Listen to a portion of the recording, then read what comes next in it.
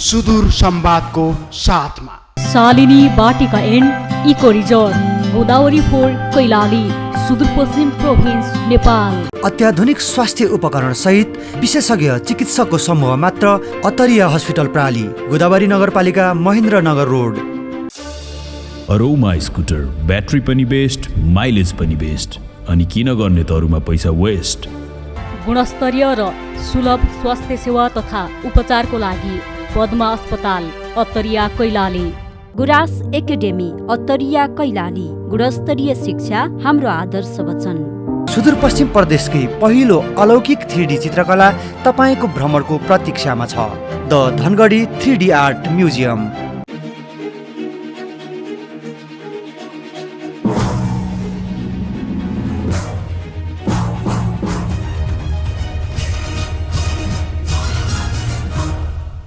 दर्शकवृन्द नमस्कार। कार्यक्रम सुदूर संवादमा यहाँहरूलाई हार्दिक स्वागत छ। म बिना शाही। कार्यक्रममा विशेष गरी हामी विभिन्न क्षेत्रका व्यक्तित्वहरूसँग समय सान्दर्भिक संवाद गर्ने गर्दछौँ र यसै क्रममा आज हामीसँग हुनुहुन्छ सुदूरपश्चिम प्रज्ञा प्रतिष्ठानका उपकुलपति, वरिष्ठ साहित्यकार, संस्कृतविदसँगै सुदूरपश्चिम प्रदेशको सबैभन्दा ठूलो पुस्तकालय कैलाली जनपुस्तकालयका अध्यक्ष समेत हुनुहुन्छ प्राध्यापक डाक्टर टी.एन. जोशी। विशेष गरी आज हामी उहाँसँग सुदूरपश्चिम प्रदेशको समग्र रूपमा कला साहित्यसँगै मौलिकतामा विशेष केन्द्रित रहेर सुदूरपश्चिम प्रज्ञा प्रतिष्ठानले गरिरहेका पछिल्ला काम कारबाहीको विषयमा हामी विशेष केन्द्रित रहेर उहाँसँग संवाद गर्ने प्रयत्न गर्नेछौँ। आउनुहोस् उहाँलाई कार्यक्रममा स्वागत गरौँ। कार्यक्रममा स्वागत छ सर। धन्यवाद बिनाजी। आराम हुनुहुन्छ?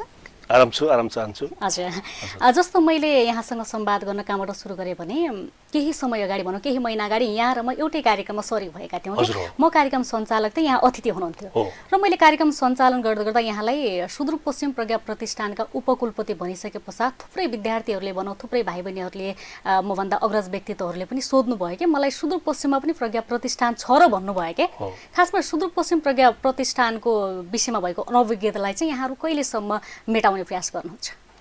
बिनाजी सान्दर्भिक प्रश्न गर्नुभयो। यो नेपाल प्रज्ञा प्रतिष्ठान भनेर काठमाडौँमा त धेरै पुरानो हो, 2014 सालकै संस्था हो। यो ऐतिहासिक संस्था हो। यसले खास गरी भाषा, साहित्य, कला, संस्कृति हेर्छ। यो एकाडेमी खास गरी यसलाई एकाडेमी भनेर चिनिन्छ बढी जसो। र यसलाई यो संहिता आइसकेपछि अब प्रदेश स्तरमा पनि प्रज्ञा प्रतिष्ठान स्थापना गर्नुपर्छ भनेर यो प्रदेश सरकारको निर्माण भइसकेपछि यो 2076 सालमा बनेको यसको ऐन हो र बल्ल आएर सरकारले यो कर्णालीमा गठन भएको छ, लुम्बिनीमा गठन भएको छ, काठमाडौँमा यो छ र त्यसपछि चौथोमा आएर धनगढीमा सुदूरपश्चिम प्रज्ञा प्रतिष्ठान यो प्रदेश स्तरीय यहाँ स्थापना भएको छ। यद्यपि उपकुलपति नियुक्त गरिएको छ, केही सदस्यहरू नियुक्त गर्न अझै बाँकी छ र उहाँहरूले प्रज्ञा प्रतिष्ठान भन्ने बित्तिकै यहाँहरू सबैले भाषा, साहित्य, कला, संस्कृति, इतिहास, पुरातत्व र दर्शन यति क्षेत्रलाई हेर्ने एउटा सरकारी एउटा आधिकारिक निकायको रूपमा यसलाई चिनिनुपर्छ। हजुर, जस्तो स्थापना भइसके पश्चात भनौँ प्रदेशको भाषा, संस्कृति, दर्शन भनौँ र समाजशास्त्रका विभिन्न विषयवस्तुमा चाहिँ राष्ट्रिय तथा अन्तर्राष्ट्रिय सम्मेलन गर्नुपर्ने र गराउनुपर्ने भन्ने विषय पनि विधानमा उल्लेख गरिएको छ होइन? जस्तो यहाँहरूलाई स्थापना भएको त केही समय बितिसकेको छ, जस्तो अहिलेसम्म चाहिँ के कति कार्यक्रम गर्न पाउनुभयो र प्रभावकारी चाहिँ कतिको भएको पाउनुभएको छ? बिनाजी यो 2076 सालमा यसको ऐन बने तापनि यसमा केही ऐनमा भएका केही त्रुटिहरूका कारणले गर्दा हामीले केही जो हामीले ठानेका महत्त्वपूर्ण कार्यक्रमहरू थिए ती कार्यक्रम गर्न सकिरहेका छैनौँ। यसको अर्को कारण के हो भने तपाईँले देख्नु भएको छ अहिले सरकार 5 महिनादेखि सरकार विहीन छ। यसको हाम्रो सहकुलपति सामाजिक विकास मन्त्री हुने प्रावधान छ र हामीले बनाउने जो कार्यविधिहरू हुन्छन्, नियमावलीहरू हुन्छन्, ऐनमा भएका संशोधनहरू हुन्छन्, हाम्रो सेवा सुविधाको कुराहरू हुन्छ, ती सबै कुराहरू पारित गर्ने भनेको सामाजिक विकास मन्त्रीज्यू हुनुहुन्छ। त्यसले गर्दा माननीय मन्त्रीज्यू नभएको कारणले गर्दा हाम्रा धेरै काम कारबाहीहरू अगाडि बढ्न सकिरहेका छैनन्। यद्यपि चाँडै प्रदेश सरकार अब सामाजिक विकास मन्त्री नियुक्त भइसकेपछि हामीले नयाँ बजेटमा पनि केही विशेष कार्ययोजना मैले अगाडि सारेको छु। अबको 3 वर्ष मैले सुदूरपश्चिमभरिमा यसलाई विशेष कार्ययोजनाका साथ स्रष्टालाई, कलाकारलाई, यहाँका संस्कृति कर्मीहरूलाई र यहाँको साहित्य, कला, संस्कृति, इतिहास, समाजशास्त्रको विषयमा विशेष अध्ययन गर्ने सोच हामीले बनाइसकेका छौँ। यद्यपि तपाईँले भने जस्तै ठोस कार्यक्रम अगाडि बढ्न सकिरहेका छैन। अब चाँडै नयाँ आर्थिक वर्षदेखि हामी कार्यक्रममा जान्छौँ। जस्तो यहाँहरूले ठोस कार्यक्रम आयोजना गर्न नसक्दाले नै एउटा प्रज्ञा प्रतिष्ठानको आफ्नो पहिचान सायदै स्थापित हुन सकेको अवस्था छैन? एकदम बिना, यहाँ सही कुरा भन्नुभयो। अब यो कस्तो हुँदो रहेछ भने यो पहिलो कार्यकाल भनेको बडा चुनौतीपूर्ण र कठिन हुँदो रहेछ। अब सरकारले मलाई नियुक्त गरेको पनि 7 महिना बितिसक्यो। उपकुलपति नियुक्त भएको छु तर सदस्यहरू जो प्राज्ञ हुन् ती नियुक्त गर्न बाँकी छन्। हाम्रो विनियावलीमा के लेखेको छ भने ऐनमा प्रष्ट रूपमा परिषदले गरेको निर्णय मैले कार्यान्वयन गर्ने हो, तर परिषद छैन। परिषद बन्नका लागि मन्त्री छैन।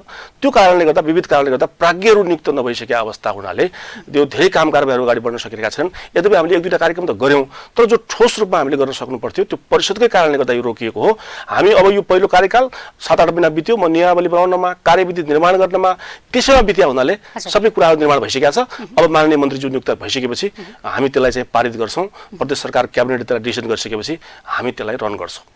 जस्तो यहाँहरू अब भाषा, साहित्य, संस्कृति, मौलिकताको संरक्षणको लागि चाहिँ निकै दौडधुप गर्दै हुनुहुन्छ, सङ्घर्ष गर्दै हुनुहुन्छ हैन? तर यसको समस्या चाहिँ समग्र सुदूरपश्चिम प्रदेशमा मात्र नभएर समग्र देशको समस्या के छ भने अहिले हाम्रो आफ्नो मौलिकतालाई कुल्चिएर बिर्सिएर चाहिँ वैदेशिक जो संस्कृति छ हैन, उलाई अलिकति बढी प्रश्रय दिएको, बढी महत्त्व दिएको पाइन्छ। यो बीचमा चाहिँ यहाँहरू निकै सङ्घर्ष गर्दै हुनुहुन्छ, चुनौती कतिको संविधान? बिनाजी अत्यन्त मार्मिक प्रश्न पनि गर्नुभएको छ। वास्तवमा हाम्रो संस्कृति आज धरापमा छ। हजुर, हाम्रो पाश्चात्य संस्कृति नेपालमा भित्रिरहेको छ। यसतर्फ राज्यको पनि ध्यान नगएको हो कि जस्तो फिलिङ हामीलाई भइरहेको छ। अब संहिता आइसकेपछि संहितासँग एउटा महत्त्वपूर्ण जोडिएको मुद्दा हो पहिचान। त्यो पहिचानसँग जोडिएको मुद्दा के हो? हाम्रो यो संस्कृति हो।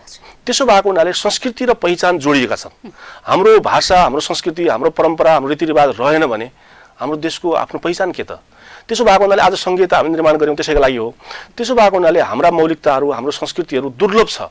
यस्तो संस्कृतिलाई जोगाउनका लागि पनि सरकारले एउटा सुदूरपश्चिम प्रज्ञा प्रतिष्ठानको स्थापना गरेको छ। अब हामी हरेक क्षेत्रका यहाँका भाषा, भाषी, कला, संस्कृतिलाई जगेर्ना गर्ने दिशातर्फ हामी अगाडि बढ्छौं। तपाईले भने जस्तै निकै चुनौतीहरू खडा चाहिँ भएका छन्। त्यसलाई हामी एउटा झगझगाउने काम राज्य तहबाटै, सरकार तहबाटै हामी त्यसलाई चाहिँ यहाँका स्रष्टाहरू सबै एकजुट भएर अगाडि लाग्यौं भने पक्कै पनि हाम्रो संस्कृति जोगिने सम्भावना हुन्छ। हजुर, जस्तो यहाँ वरिष्ठ साहित्यकार हुनुहुन्छ, र पछिल्लो समय एउटा युवा पुस्ताहरूको एउटा साहित्यतर्फ संलग्नतालाई हेर्ने हो भने, नजरअन्दाज गर्ने हो भने कतिको पाउनु भएको छ, कतिको आकर्षण छ, कतिको झुकाव छ अहिले युवा पुस्ता? अहिले साहित्यतर्फ धेरै आकर्षण बढिरहेको छ। धेरै पहिलाको तुलनामा अहिले हेर्ने हो भने प्राय स्रष्टाहरू लेख्छन्, कलाकारहरू। तर यद्यपि उहाँहरूको एउटा यो बाध्यता कस्तो छ भने स्रष्टाले लेखेरै बाँच्न सक्ने अवस्था अहिले सिर्जना भएको छैन। कलाकारहरूको दयनीय अवस्था छ। उनीहरूका कति राम्रा सिर्जनाहरू हामी देख्छौँ, कति राम्रा कलाकारहरू छन्, सङ्गीतकारहरू छन्, स्रष्टाहरू छन्, ललित कला क्षेत्रमा त्यस्तै छन्, 101 छन्। तर उनीहरूको राज्यले अहिलेसम्म त्यस्तो खासै महत्त्व पनि नदिएको र त्यही पेसा गरेर उनले जीविकोपार्जन गर्ने जुन अवस्था हो त्यो पनि नभएको कारणले गर्दा स्रष्टाहरूलाई जीविकोपार्जन गर्न समस्या छ। त्यसका लागि अब सुदूरपश्चिम प्रज्ञा प्रतिष्ठानले कलाकारले आफ्नो कला बेचेर नै एउटा बाँच्न सक्नेको अवस्था सिर्जना गरोस् भनेर हामीले ठोस कार्ययोजना अगाडि सार्दैछौँ। राज्यलाई पनि घचघचाएका छौँ। माननीय मुख्यमन्त्रीज्यू यसको कुलपति हुनुहुन्छ, उहाँ समक्ष पनि हामी त्यसलाई प्रस्ताव राखेका छौँ र निश्चित रूपमा तपाईँले भने जस्तै केही समय लाग्ला तर यसलाई हामी गरेर देखाउँछौँ र स्रष्टालाई आफ्नो स्वाभिमानमा बाँच्न सक्ने अवस्था सिर्जना गर्ने अभियानमा हामी लागिरहेका छौँ। जस्तो साहित्यिक क्षेत्रमा प्रवेश गरिसके पश्चात आफ्नो सामान्य पहिचान मात्रै बनाउनु त वर्षौँ लाग्छ। त्यसपछि जीविकोपार्जनको लागि त निकै कठिनाइहरू छन्, विभिन्न समस्याहरू आउँछन्, यहाँले भनि नै सक्नुभयो होइन? त्यसो भए युवा पुस्ताहरूको लागि त्यति सहज चाहिँ छैन भनौँ न, यसैमा संलग्नता हुनको लागि एउटा पहिचान बनाउँछु भन्नको लागि त्यति सहज चाहिँ वातावरण नरहेछ। साह्रै गाह्रो। अहिले हेर्नुहोस् त 101 कलाकारहरू देखिन्छन्। उहाँहरूको स्वर हेर्नुहोस्, प्रतिभा हेर्नुहोस् होइन? हाम्रो मौलिकताभित्र रहेका तपाईँ हुड्केली हेर्नुहोस्, धमारी हेर्नुहोस्, गाउँमा फाग गाउने, माङ्गल गाउने, धमारी गाउने महिलाहरू, दाजुभाइहरू आज भेट्न गाह्रो छ। किनकि हामी त्यसलाई एउटा जगेर्ना गर्ने हिसाबले हामी लागेनौँ। हाम्रा पाठ्यक्रमहरूबाट यी हटाइए, यसको संरक्षण गर्ने एउटा ठोस कार्ययोजना भएन। त्यसो भएको हुनाले कलाकार बिना, हाम्रो संस्कृति बिना, हाम्रो धर्म बिना, हाम्रो रीतिरिवाज बिना हाम्रो पहिचान जोगिँदैन। त्यसो भएको हुनाले राज्य निकायबाटै यसलाई चाहिँ महत्त्वपूर्ण रूपमा स्थान दिएर अब यस्ता प्राज्ञिक प्रतिष्ठानहरूलाई अगाडि सारेको छ। यो यसै उद्देश्यका लागि हो। हामी सरकारलाई घचघचाइरहेका छौँ। त्यो अवस्थाको सिर्जना हामी चाँडै ल्याउने अभियानमा लागिरहेका छौँ। हजुर, जस्तो हामीले यो सुदूरपश्चिम प्रज्ञा प्रतिष्ठानको ऐनबारे हामीले अगाडि पनि कुरा गरेका थियौँ, म अहिले पनि जोड्न चाहन्छु होइन? जस्तो प्रज्ञा प्रतिष्ठानको ऐनबारे विमति जनाएका थिए स्रष्टाहरूले। जस्तो त्यो बेलामा चाहिँ यहाँहरूले हामीले आवश्यक परेको खण्डमा चाहिँ संशोधन गर्न सक्छौँ होइन? उहाँहरूका मागलाई सम्बोधन गर्न सक्छौँ पनि भन्नुभएको थियो। के लेटेस्ट पछिल्लो जानकारी यहाँसँग छ? के उहाँहरूका मागलाई सम्बोधन गर्ने सक्ने अवस्था केही सिर्जना? बिनाजी, मलाई नियुक्ति गरिसकेपछि हामीले प्रदेश सरकार के स्रष्टाहरूको माग के छ भने यो अन्य प्रदेशमा जस्तै र नेपाल प्रज्ञा प्रतिष्ठान जस्तै यसको जुन कुलपति छ, कुलपति पनि स्रष्टाबाट हुनुपर्छ भन्ने उहाँहरूको माग छ। र उहाँहरूले भन्नुभएको एकदम जायज माग हो। त्यो मेरो पनि उसमा सपोर्ट छ। तर यद्यपि सरकारसँग हामीले पनि कुराकानी गऱ्यौँ। उहाँहरूले के भन्नुभयो भने प्रदेश सरकारका मुख्यमन्त्रीज्यू माननीय मन्त्रीज्यूहरूले अहिले प्रदेश गरिब छ, अन्य निकायभन्दा हामी कमजोर छौँ, आर्थिक अवस्था देशको डामाडोल अवस्थामा गइरहेको छ, त्यसले गर्दा हामी कुलपति उपकुलपति सदस्य सचिव सबैले हामी त्यो खालको सेवा सुविधा पनि दिनु पर्यो नियुक्त गरिसकेपछि। त्यो अवस्थामा छैन।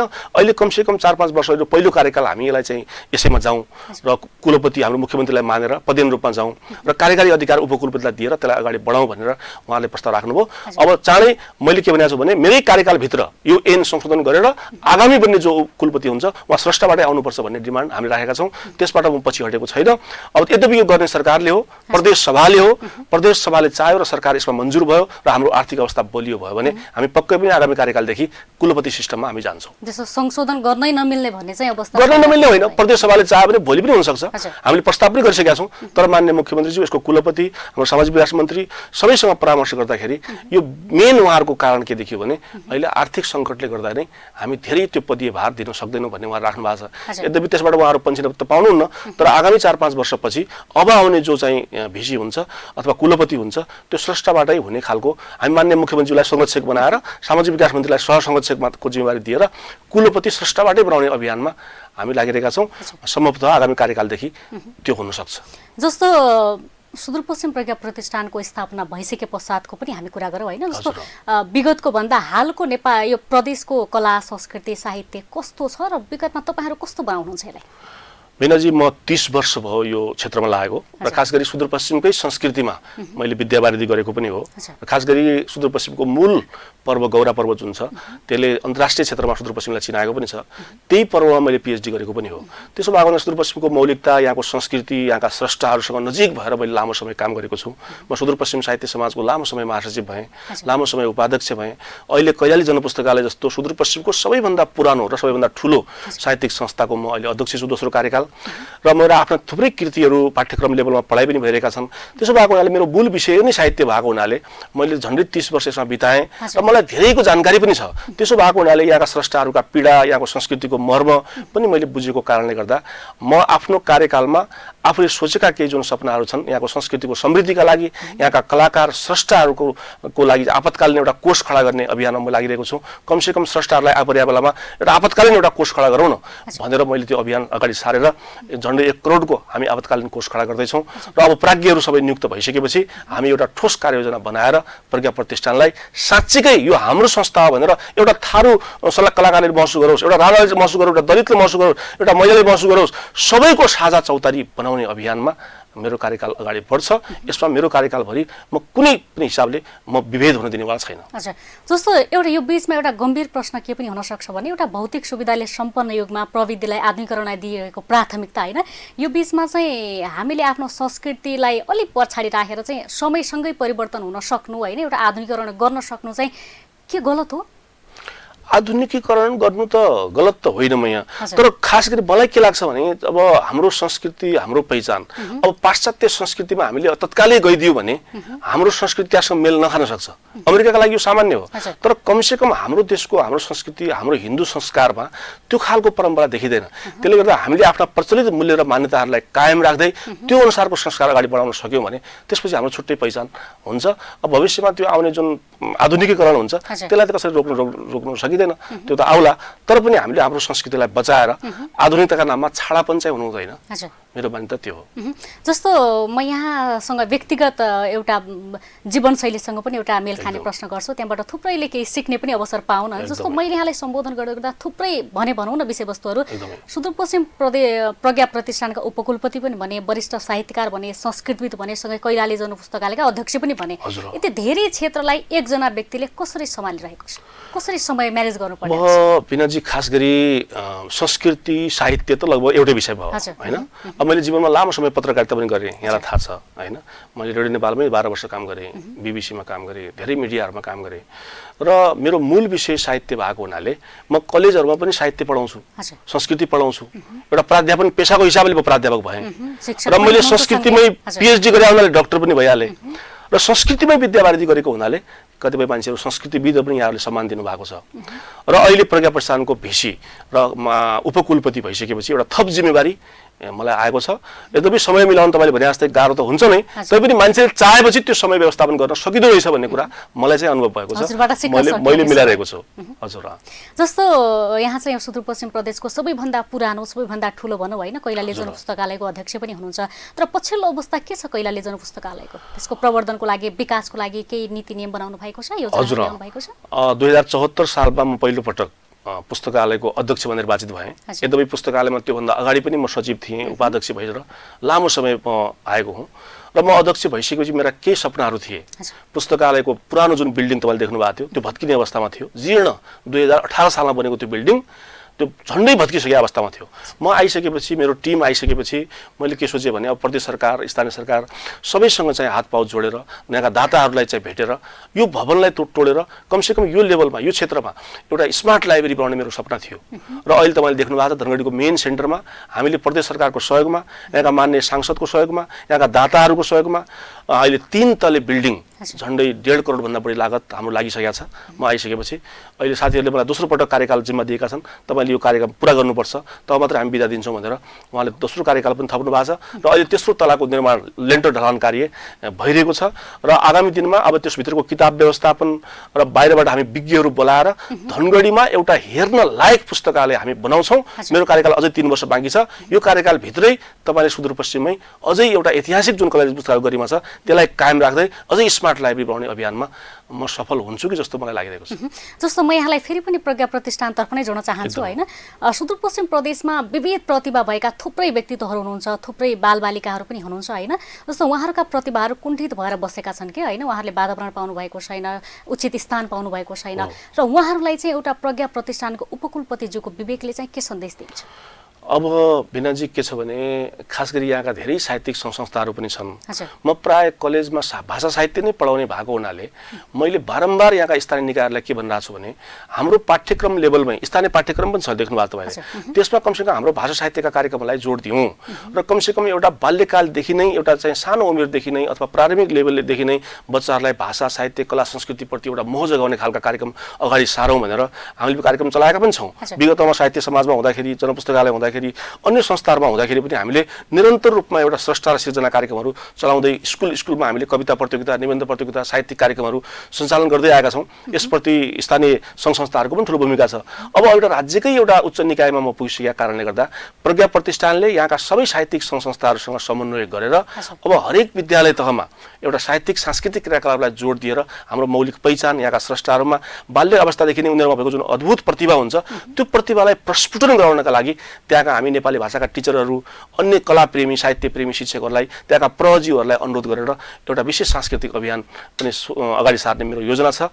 हेरौँ पक्कै पनि यहाँहरू सबैको साथ पायौँ, मिडियाको पनि साथ पायौँ भनेपछि पक्कै पनि हामी त्यो खाल तपाईँले भने जस्तै एउटा बाल्यकालदेखि नै युवा प्रतिभाहरूलाई जुन प्रतिभा भएर पनि जुन खुम्चिएर बस्नु परेको अवस्थामा छन् ती प्रतिभाहरूलाई बाहिर ल्याउनका लागि एकाडेमी जहिले पनि तपाईँहरूको साथमा छ, कला स्रष्टाहरूको साथमा हुनेछ।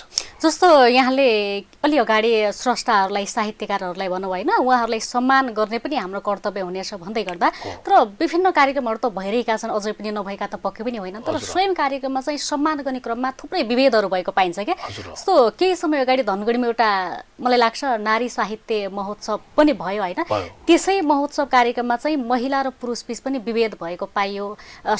कार्यक्रमको नाम नारी राखेको छ, महिला राखेको, तर सम्मान चाहिँ पुरुषलाई बढी गरियो।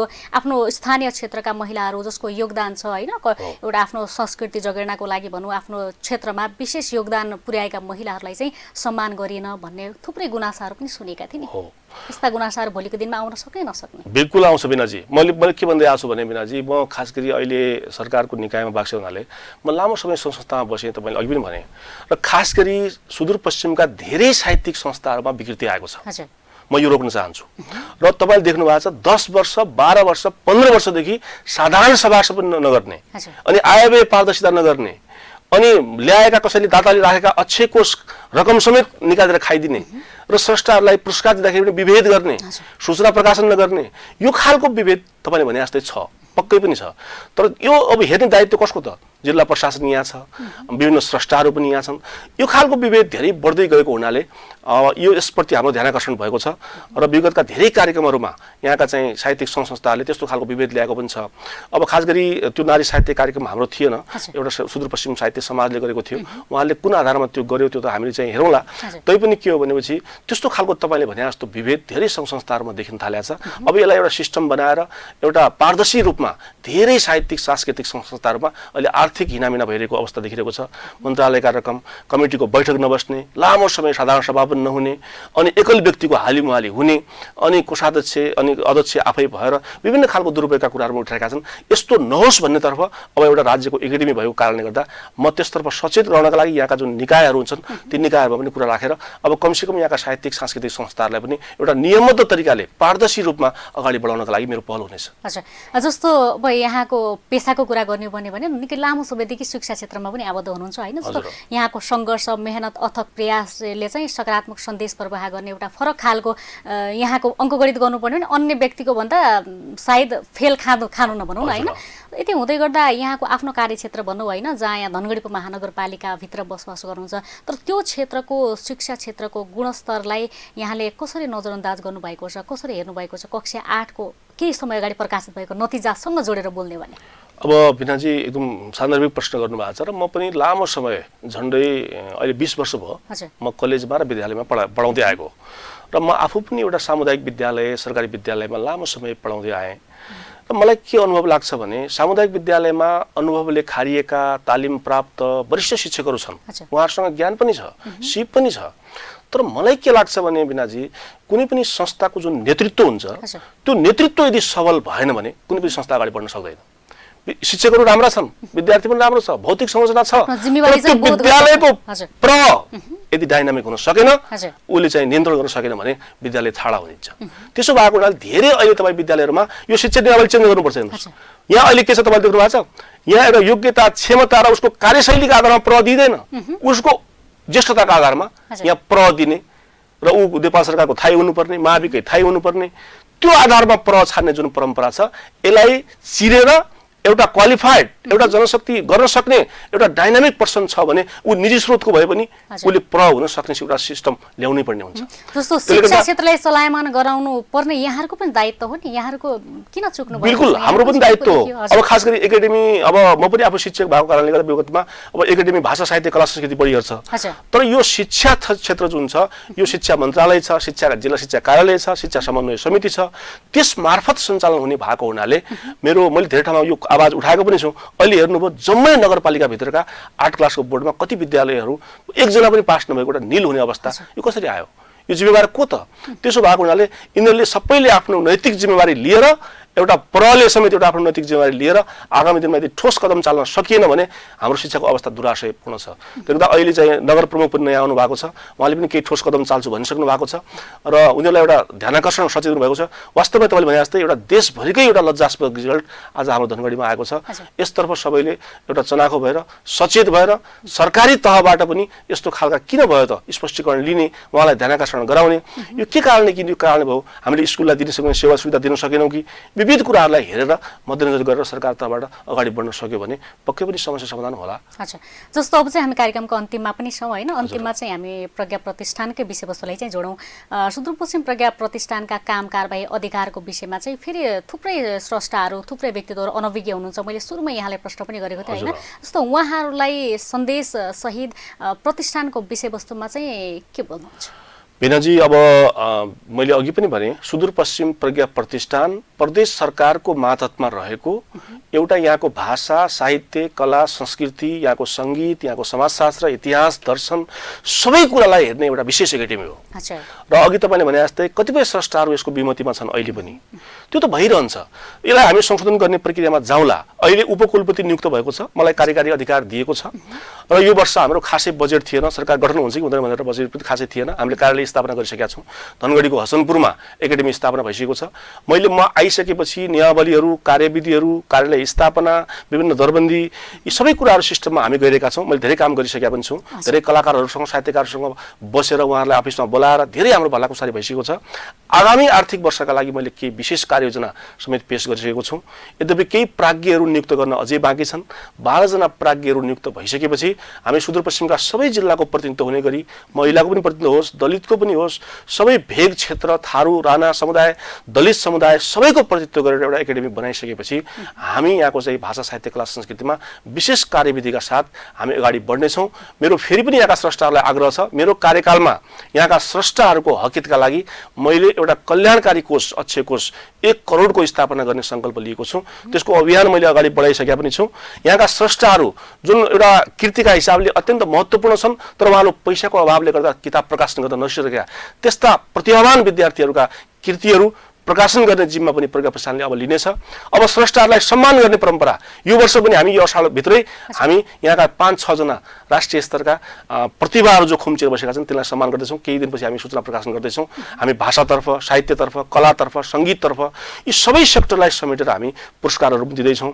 यहाँका मौलिक संस्कृतिहरूको जगेर्ना गर्ने अभियानमा पनि हामी 9वटै जिल्लाको संस्कृतिलाई समृद्धिका लागि हामी केही विशेष कार्ययोजना गरेर हामी अगाडि बढ्ने अभियानमा छौँ। यो तपाईँहरूको एकाडेमी हो, हामीलाई भरपूर साथ दिनुहोला। र यो एकाडेमी आज स्थापना भएको छ, यो भर्खरको बिरुवा छ, यसलाई हामीले रोपेर एउटा मजबुत, एउटा बलियो एकाडेमीको रूपमा हामीले निर्माण गर्न सक्यौँ भने अबको 5 वर्षपछिको एकाडेमी एउटा बलियो एकाडेमीको रूपमा सुदूरपश्चिमका सबै कलाकार, सबै स्रष्टा, यहाँका प्राध्यापक, यहाँका शिक्षासेवी, यहाँका पत्रकार सबैको एकाडेमी बनाउनका लागि पनि मेरो अभियान, मेरो आफ्नो कार्यकालभरिमा म निरन्तर रूपमा यसमा खट्नेछु। मेरो सोच, मेरो रुचिको पेसा पनि भएको कारणले गर्दा म कसैलाई पनि आफ्नो कार्यकालमा विभेद रहित तरिकाले एउटा इमानदार, एउटा डाइनामिक, सक्षम र दिनै पर्ने व्यक्तित्वहरूलाई हामी सम्मान दिन कुनै कन्जुसाइ हामी गर्ने छैनौँ।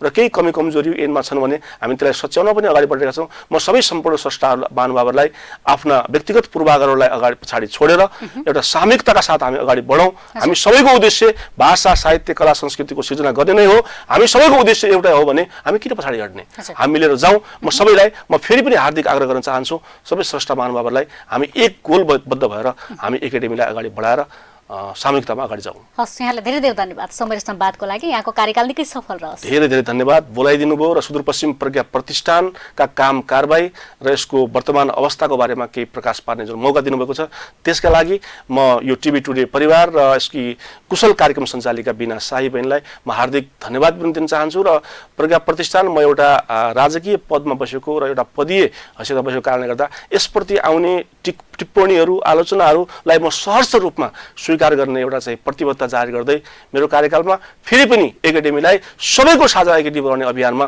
म लाग्नेछु भन्ने प्रतिबद्धता पनि व्यक्त गर्न चाहन्छु। धन्यवाद। हजुर, आज हामीसँग हुनुहुन्थ्यो सुदूरपश्चिम प्रज्ञा प्रतिष्ठानका उपकुलपति, वरिष्ठ साहित्यकार, संस्कृतिसँगै कैलाली जनपुस्तकालयका अध्यक्ष प्राध्यापक डाक्टर टी.एन. जोशी। विशेष गरी आज हामीले उहाँसँग सुदूरपश्चिम प्रज्ञा प्रतिष्ठानका काम कारबाहीसँगै भावी योजनाका विषयमा हामी विशेष केन्द्रित रहेर संवाद गर्ने प्रयत्न गरेका थियौँ र अहिले पनि कार्यक्रमको निर्धारित समयवधि सकेको छ। सम्पूर्ण टिभी टुडे युनिटका साथमा मलाई पनि बिदा दिनुहोस्। नमस्कार।